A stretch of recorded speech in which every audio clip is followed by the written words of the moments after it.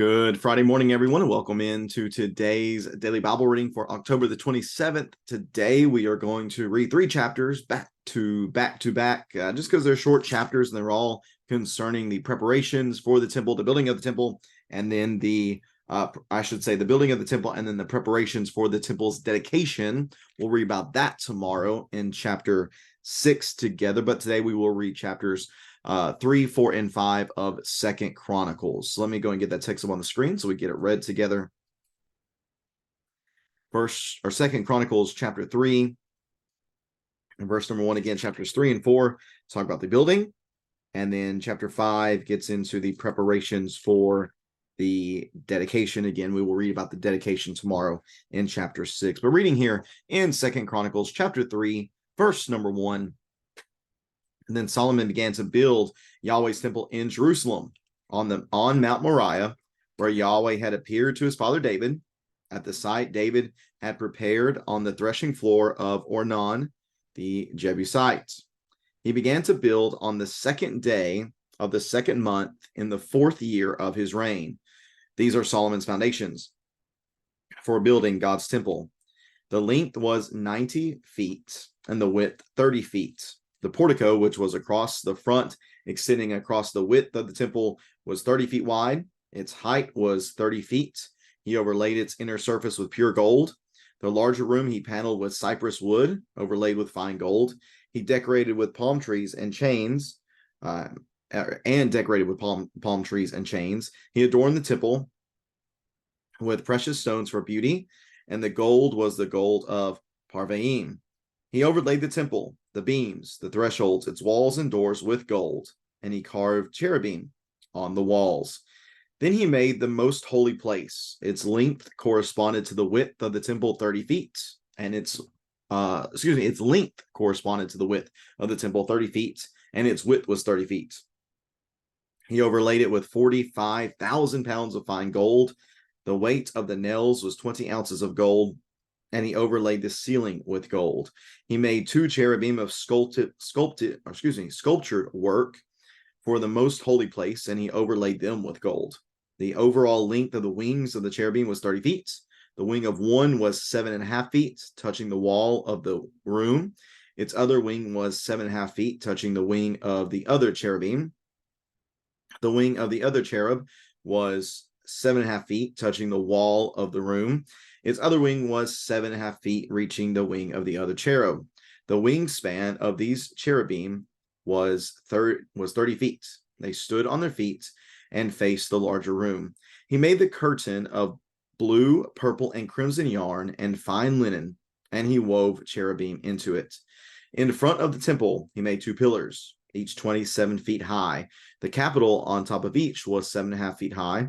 He made chain work in the inner sanctuary and also put it on top of the pillars. He made 100 pomegranates and fastened them into the chain work. Then he set up the pillars in front of the sanctuary, one on the right and one on the left.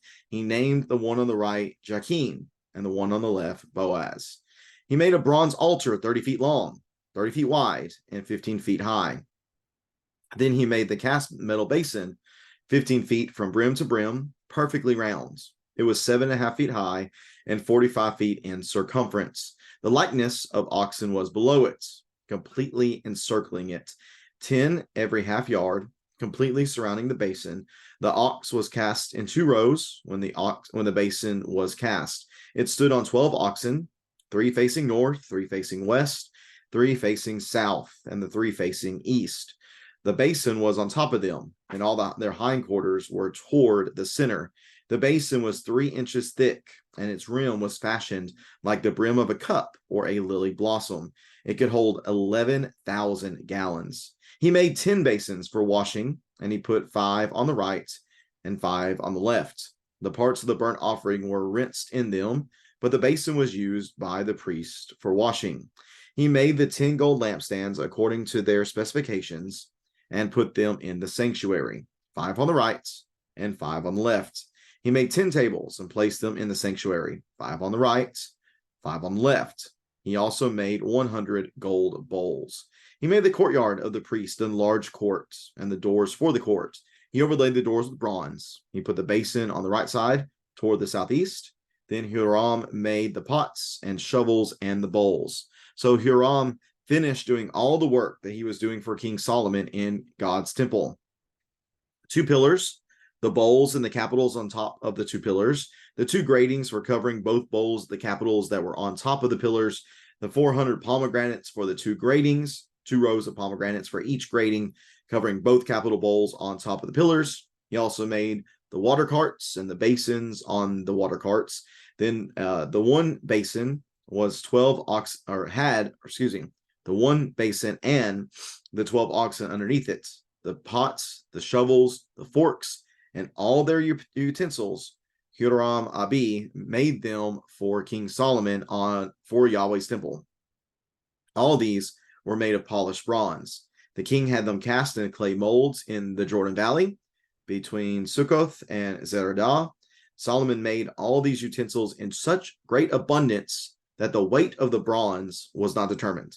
Solomon also made all the equipment in God's temple, the gold altar, the tables on which to put the bread of the presence, the lampstands and their lamps of pure gold to burn in front of the inner sanctuary according to specifications, the flowers, lamps, and gold tongs of the purest gold, the wick trimmers, sprinkling basins, ladles, and fire pans of purest gold, and the entry to the temple, its inner doors to the most holy place, and the doors of the temple sanctuary of gold. So all the work Solomon did for Yahweh's temple was completed. Then Solomon brought the consecrated things to his father David, the silver, the gold, and all the utensils, and put them in the treasuries of God's temple. At that time, Solomon assembled at Jerusalem the elders of Israel, all the tribal heads, the ancestral chiefs of the Israelites, in order to bring the Ark of the Covenant of Yahweh up from the city of David, that is, Zion. So all the men of Israel were assembled in the king's presence at the festival. This was in the 7th month. All the elders of Israel came, and the Levites picked up the ark. They brought up the ark, the tent of meeting, and the holy utensils that were in the tents. The priests and Levites brought them up. King Solomon and the entire congregation in Israel who gathered around him were in front of the ark, sacrificing sheep, goats, and cattle that could not be counted or numbered because there were so many. The priest brought the ark of Yahweh's covenant to its place into the inner sanctuary of the temple, to the most holy place beneath the wings of the cherubim. And the cherubim spread their wings over the place of the ark so that the cherubim formed a cover above the ark and its poles. The poles were so long that their ends were seen from the holy place in front of the inner sanctuary, but they were not seen from the outside. They are still there today. Nothing was in the ark except the 2 tablets that Moses had put in it at Horeb, where Yahweh had made a covenant with the Israelites when they came out of Egypt. Now, all the priests who were present had consecrated themselves regardless of their divisions. And when the priests came out of the holy place, the Levitical singers dressed in fine linen and carrying cymbals, harps, and lyres were standing east of the altar. And with them were 120 priests blowing trumpets. The Levitical singers were descendants of Asaph, Heman, and Jeduthun, and their sons and relatives. The trumpeters and singers joined together to praise and thank Yahweh with one voice. They raised their voices, accompanied by trumpets, cymbals, and musical instruments, in praise to Yahweh, for he is good. His faithful love endures forever. The temple, Yahweh's temple, was filled with a cloud, and because of the cloud, the priests were not able to continue ministering, for the glory of Yahweh filled God's temple. And that is 2 Chronicles chapters 3, 4, and 5. Again, the building of the temple in 3 and 4, and then the preparation for the dedication of the temple in chapter 5. Just thinking about this text again, we've already looked at these details given in detail whenever we read through this in the previous readings. Remember, I told you that it's very interesting that our church house actually is almost the exact same dimensions for its length and width as the temple itself was. I believe the temple would have been much taller, but again, as far as the length and the width goes, it's basically about the same. I just think it's very interesting, and it's almost divided up the exact same as well. The back, from the back door to like the hallway where the back door is, that addition to the very back of the auditorium, to the very back of the building where the back classroom and the workroom is. All of that would basically be the area of the holy place, the most holy place. And then the front part would be the rest of the temple itself. But again, it's very interesting to try to imagine this. You know, if you're like me, you're thinking about the temple, you're thinking that this is just a monstrosity of a building. But really, it wasn't. I mean, again, for what I imagine, I would think that the temple would be much bigger than what our church house is. But that's what it was. Now, what it might have been lacking in our minds in size, it most certainly made up for in grandeur.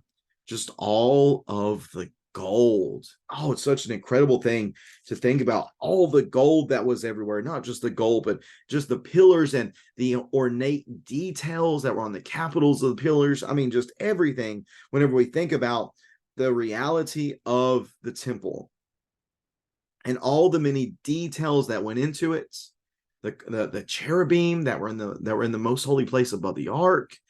I mean, just everything. No expense was spared. It was the I feel pretty confident saying it was the most glorious building that has ever been created in the history of mankind. I feel confident saying that. Now, some might say, well, you know, in these other buildings there was, you know, more gold or more silver or diamonds or whatever it is, but considering what it was and then what it also represented, it was, in my mind, the most glorious building that's ever been created. For it was built as the place for God to put his name. It was in this place. We're going to talk about this more tomorrow, especially. We're going to talk about just what the temple represented and the link that it created between Yahweh and his people, and just how important that was. For it was extremely important.